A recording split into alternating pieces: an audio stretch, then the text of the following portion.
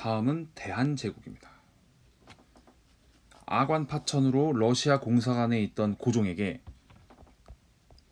이제 그만 환궁, 궁궐로 돌아오라는 요구가 국내 그리고 해외에서 이제 거듭 들어오게 됩니다. 그리고 러시아를 견제하려는 어떤 그 필요성도 있었고, 동시에 이권 침탈에 뭔가 대항을 할 필요가 있었죠.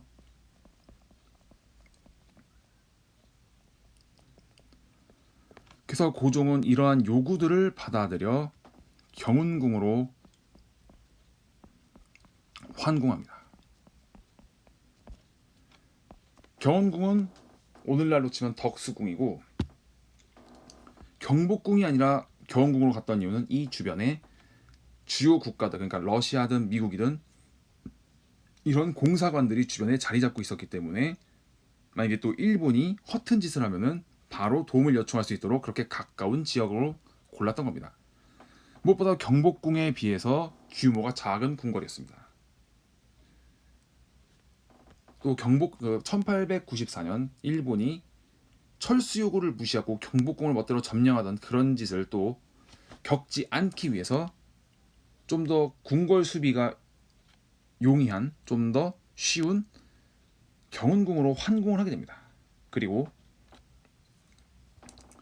드디어 대한제국을 선포합니다.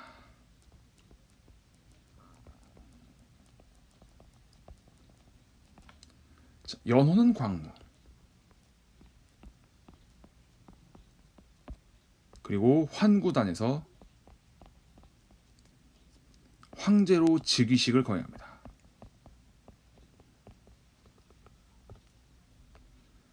그리고 고종은 이제 대대적으로 개혁을 실시하는데 이것을 광무개혁이라 부릅니다. 국정 지침은 옛 것을 참고해서 새로운 것을 모색한다. 구본 신참이 되겠습니다. 무엇보다도 고종은 대한제국의 어떠한 통치 시스템을 명확하게 위해서 대한국 국제라는 것을 반포합니다. 내용을 쭉 살펴보면은 이거는 어쨌든 대한제국의 헌법인데 황제권의 강화로 갈 수 있습니다.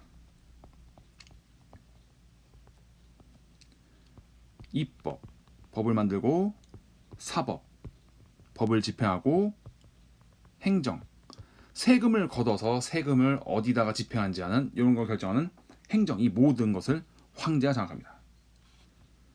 당연히 입법, 사법, 행정을 장악했으면 곁들여서 군대도 장악해야겠죠. 그래서 별도로 원수부라는 것을 설치합니다. 그리고 친위대, 서울을 지키는 친위대 병력을 증강하고 별도로 황궁을 수비하는 시위대를 추가로 설치하게 됩니다. 그리고 여기 더불어서 무관학교를 세우는데 대한제국 무관학교, 지금의 사관학교와 비슷한 그런 개념이고, 이 무관학교 출신이었던 독립운동가 중에 이청천이라는 분이 계십니다. 이분은 나중에 무장 독립투쟁 때 자세히 살펴보기로 하고요. 그래서 최대한 군사력에 집중합니다. 왜냐하면 일본에게 경복궁이 털리고 그 여러 가지 그 상황들을 봤을 때 군사력에 약했기 때문에 계속 열강당에 당했다라는 그런 판단하게 되기 때문이죠. 그것뿐만 아니라 상공학교, 외국어 학교를 설립합니다. 그리고 여기 덧붙여서 상공업을 진흥시키고요.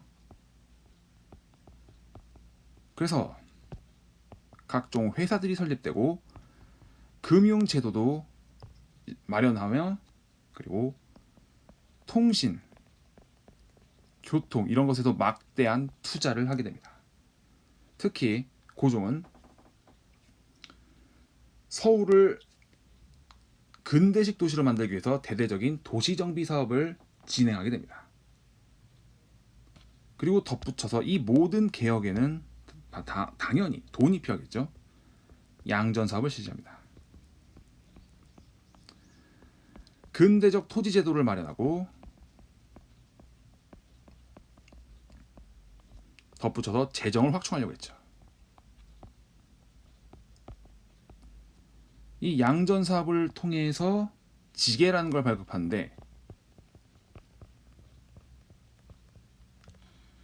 근대적으로 토지 소유권을 증명하는 증명문서가 되겠습니다.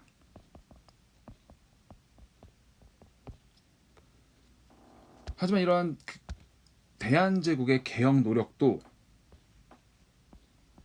재정 부족,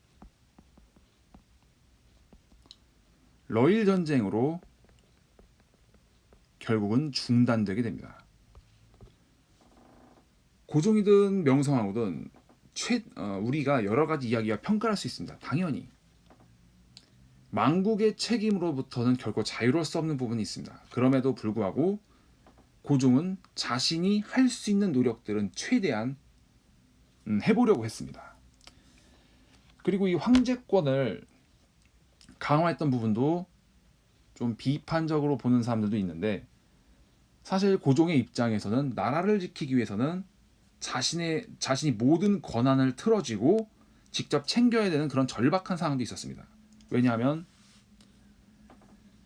을미사변이라든가 이런 것들을 겪으면서 주변에 믿을 만한 신하들이 그리 많지 않다는 것도 깨닫게 되었고요. 그러면 이 상황에서 황제권으로서 이제 나라를 지키려고 했던 어떤 그러한 노력의 일환이라고 볼 수 있습니다.